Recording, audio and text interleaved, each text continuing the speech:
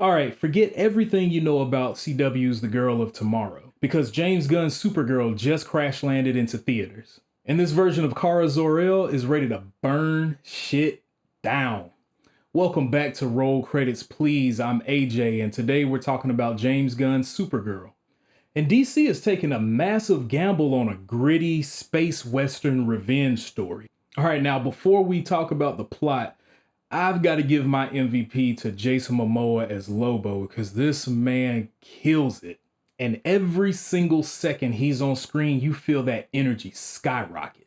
And honestly, I think DC should give him that R-rated Deadpool treatment that Marvel threw out there. Because this man is absolutely born to play this role. But he's not the only one carrying the emotional weight of the film. Milly Alcock totally owns the character of Supergirl. And this is not your Clark Kent farm boy, high optimism character. And I love how they draw that line in the sand on how Supergirl and Superman operate on a completely different level.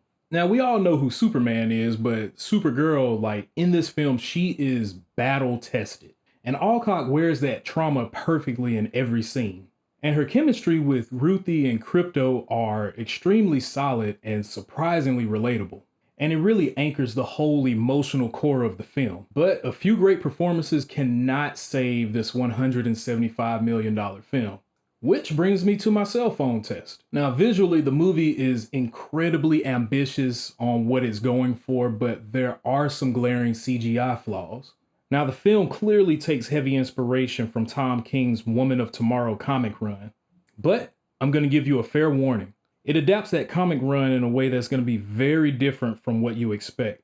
And if you're a diehard fan of the books, it might leave you feeling a little disappointed. And on top of that, it combines it with a villain that's just meh. Now, he does have some truly villainous moments in the movie for the most part, but at the end, he's just a generic guy filling up a slot. Now, I see a lot of people are comparing this movie just based on the trailers to Guardians of the Galaxy. But to me, it's more of a Guardians adjacent. It's the same flavor, just fundamentally different in execution.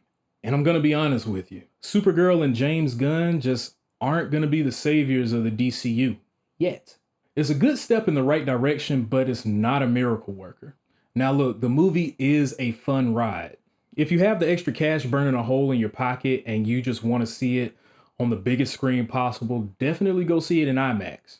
But for the casual viewer, just wait till it comes out on streaming. It's not a bad movie by any stretch of the imagination, but it is very disappointing in some aspects. And in the end, it left a lot on the table and a lot to be desired. So I want to hear from you. Have you seen the movie already? And do you actually feel like this is like Guardians of the Galaxy, or do you think it's in its own lane?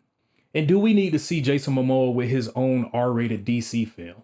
Let me know your thoughts down in the comments. And before you get out of here, hit like and subscribe. I'm trying really hard to get to 1,000 subscribers by the end of the year. And until next time, roll credits, please.